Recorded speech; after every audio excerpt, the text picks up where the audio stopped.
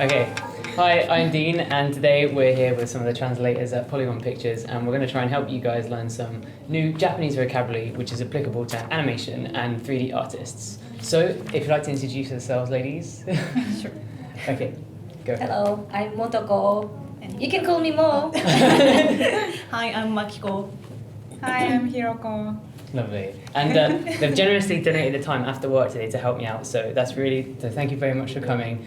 So the first thing I want to start off with is, in animation, there's a lot of gairaigo. And Yes. I think it'd be good if we explain to everybody what gairaigo is and why there's so much of it in 3D animation. Gairaigo is basically it's just an English word, and we Japanese tend to use the English words, and then we just change the pronunciation into like Japanese Way. Yeah, Japanese pronunciation. Pronunciation. Yeah. Basically, we are using the English words as they are, but maybe they might sound a bit different to maybe someone from overseas. And if they're borrowed from English, why do they sound different though? What's happened to the word? Like, Because we don't have like sounds like R or W or TH. TH. or like a thus sound? Yes. Yes, we don't have that sound in Japanese, so Yeah. that's why sometimes, even Japanese are trying to sound in the same way, but sometimes they don't. Yeah. And it must be funny as translators as well, because you know the difference. So you hear both sides. And, Yeah. So what are some common examples in 3D animation then of gairaigo that you'll hear a lot and will be very useful for the viewers to know? The first thing I can think of is 3D. So means straight up 3D. Yeah. So it's 3D. 3D, no, 3D, no 3D. 3D. 3D. Yeah. So we're using the S sounds instead of the Yeah. thus sounds. Yeah. 3D. Okay, cool. So straight already before we even begin, the topic is already a good idea. Great. The other ones that I was looking at are just simply computer as well. Yeah, Computer. So do you computer or pasokon? Because I've seen pasokon as We well. use pasokon as Yeah. well. Both. But maybe in the CG industry, we tend to use a computer. So pretty much every department, it seems, is a gairaigo word in animation. Yeah. So the animation department would be, Animation. and modeling, Modeling. modeling, Yeah. texturing, Texturing. rigging, rigging. So it's the same letters every time that are like Yeah. catches. Right, so in gairaigo though, not everything is as it seems. So there's a few gotchas that I noticed when I started here. So a few things which don't quite translate just straight. Now what I'm thinking of are words like for the word for slow motion. So Right. so what's the word for slow motion? It's commonly used in the animation studio. that we High get. speed. High speed. So this stems from high speed cameras. So high speed cameras create a slow motion effect, but in visual effects, I didn't really come across that very much until I came to Polygon, and now everything's high speed. And when I'm asked to do a high speed shot, I actually need to do a slow motion shot. So it was really confusing at first. And Yes. if you're listening to your SV talk about high speed, then it's slow motion. But a few others as well are the confusions with render pass and render path Yes. as well. So if we want to say a render path in Japanese, how does it sound? Render pass. And if you want to hear a render pass, how does it sound? Render pass. Exactly Exactly the So same. you need to understand from the context. Exactly. So you've got to really keep that ear up for the context, otherwise Right. you can get very confused. Right. Okay. And my favorite one that I actually like to hear is simply okay des. So if I hear okay des, I think my You shot should be needs happy. my shot needs more work. Maybe it's just okay. I need to improve it more. But if I hear okay des, what does it really mean? Means you're done. It's improved. Yeah. So this I'm much. happy with this one. Yeah. So it's much better than I thought. If you get okay des, it means you're all good, and you can go relax. So great. So around the studio then, there are certain Japanese words that you're going to hear a lot of the time. So if we go through them, maybe you guys could translate. So for me, the words same and different. So the word same is onaji and different. 違う Chiga. No, those come up all the time because it's so useful to say the same pose. So the same pose would be, the same pose in Japanese would be what? Onaji pose. Onaji pose. So we've got some Japanese vocab and a gairaigo word straight away with pose. So without really much knowledge of Japanese, just 2 words you can get right. She needs the same pose there, same pose there. It's really useful. So just 2 words. So faster, 早く。早くかな。 hayaku, 早く、 slower, 遅く、 osoku. So longer, 長く、 nagaku, and shorter. 短く。 Yeah, so those are great words, and all of the vocab that I'm going through will be written in text on the blog, so you don't have to remember it now. Or it'll be written down there, and you can come back to it later. But some great words that you guys told me when we were discussing this was the word for like a variety of movement or shape. If your supervisor just wants some more liveliness in the surface of a model, or the merihari. Yeah, so it could be. You might get it in modeling as well if they want some more, like a bump map or something. They might merihari. Yes. But you might get it in animation as well. So if what would it be in animation? Merihari. Animation. Actually, I found a video Oh, yeah. and then American guys talking about this this stuff, and he spent like 5 minutes to convey his message. But actually, to the Merihari is actually the word to describe the whole thing he, tried to say in that movie. Wow. So yeah, he was saying that sometimes there are frames where character is like picking up, but there are some frames character should be like settled down. So that variation. That's the merihari. Yeah. So that's it's the the up and merihari. the down in the tempo picking of the up, pace. and then settle down. That tempo and variation. So it can apply to almost any department of 3D. They could almost use merihari for anything. Maybe it can be used for lighting as well. If the lighting is quite flat. Yeah, maybe it's labeled. Merihari ga hoshii. Merihari ga we want hoshii. We want merihari. more. Okay, yeah. You can use merihari for your life as well. Like merihari ga hoshii. Like my life is boring, so I want to spice it up a little bit. Great. Well, this is a really applicable word then, not just in animation, but it sounds like when you come to Japan, you can just start saying it to everybody, and they'll take you out on a good night out. You guys help us a lot because we always have a hard time translating merihari into English, right? So if you guys know what this means before you come, you're gonna help out these guys a lot when you show up. You know what merihari means. You've got it. So hopefully this will save you some work. Yeah. Okay, cool. So another one, for I've got it or understood. So your supervisor has gone through a load of instructions and told you what to do, and so you just want to say, yeah, I'll go now, I'll get on with it, I'll do it. What's the good little phrase to say as you finish up? 了解です。了解です。了解です。了解です is like understood. It's like understood or I got it. Yeah. Okay. So 了解です, but wakarimashita as well, like I. Understand. Yeah. So I understood or 了解です. 了解です It's a nice okay. Yeah. I'm gonna get to my task. Yes. Okay, that's good as well. And another one that was really applicable for animation is tame and tsuma. ためつめ。See, tame tsume. Yes. Okay, yeah. So for ease in and ease out of animation. So and actually, I've heard that quite a lot since you introduced me to it. And as soon as you hear that word for the first time, you start picking up on it. And so I've heard tame and tsume quite a lot. So that's a really useful one for specifically animation. Yeah. There are some phrases that I was like shocked at actually how often I hear these phrases in Japanese companies. Shocked, yeah. Every day you come into work and everybody is always saying わかった。お疲れ様です。 every day, every morning, every afternoon, Every moment. every Almost possibility. every moment and almost in every email. Every email, yeah. Yes. So let's hear you clearly say it because everyone needs to know this word. So お疲れ様です。 brilliant. So otsukare-sama お疲 desu. れ様です。 And let's try and translate this. What does otsukare-sama desu mean? It's almost impossible to translate in Another English. almost impossible Yes, word. it can mean Yes. anything, I guess. Yeah. It can mean So even good morning maybe sometimes, but more like when you meet somebody on the hallway, you can just say お疲れ様です means hi. It just means hello. But But- is there more context to just? Yeah, お疲れ means like tired.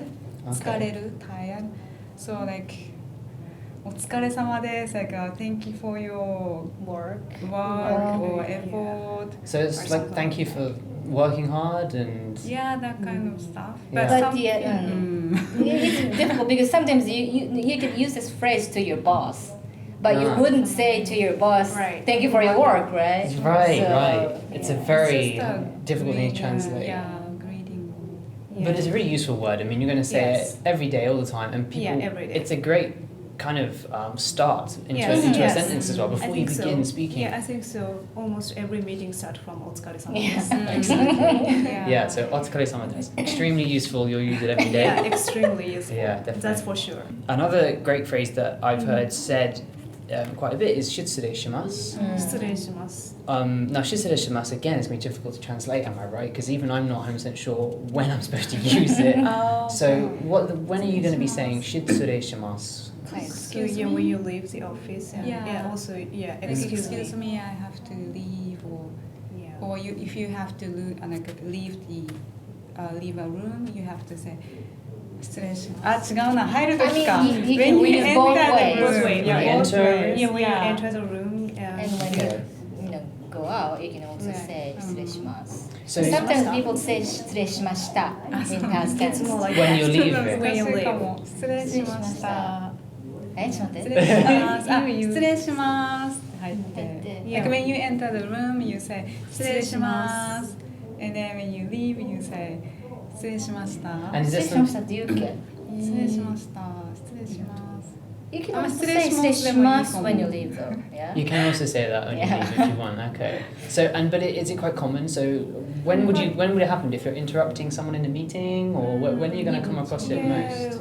In that case, you should use but if it's very casual meeting, maybe it might sound a bit Ah, weird Mm. to That's say quite 失礼し formal. ました Yeah, when yeah. you leave the room. Yeah, yeah. okay, yeah. So it's quite it's the meeting. If the meeting is quite casual, maybe you don't have to say 失礼しました when you leave. Yeah, I had a friend translate shitsurei shimasu to something along the lines of kind of sorry for the trouble. Ah, so yeah. Sorry for interrupting, or sorry. Yes. Yeah, and then when you leave, like shitsurei shimashita, it's like sorry I caused all that trouble. You know, Yeah. like it's a bit of an in and out. Mm. But that's why the context of when and where to use it is a bit vague, you know, Right. for me. It's So a bit vague and mostly when you're going in and out of places that you're going to be using失礼 this. します。Or if you like there's an object like here, Yeah. and then you, like Oh, you know, you're reaching yeah, over? 失礼します and it's 失礼します。 Sorry for so again, sorry yeah. because Yeah, like yeah, sorry so- for getting yeah, away. Or, yeah. okay, so it does have quite a few applications. Okay, cool. And off the back of that, there's wasaki ni shitsurei shimasu, yes. which is specifically when you're leaving. Yes. Yeah, so it's like So when you leave and if somebody else is still working, you can say お先に失礼します。 Means, Yeah. you know, sorry that I leave before you. Yeah. Yeah. Something. And trust me, as a foreigner in Japan, you're going to need to say that a lot because you're probably going to be going home earlier than everybody else. So, True. yeah, so asaki ni shitsurei shimasu. 先に失礼します。 Most days, most days that'll be pretty useful.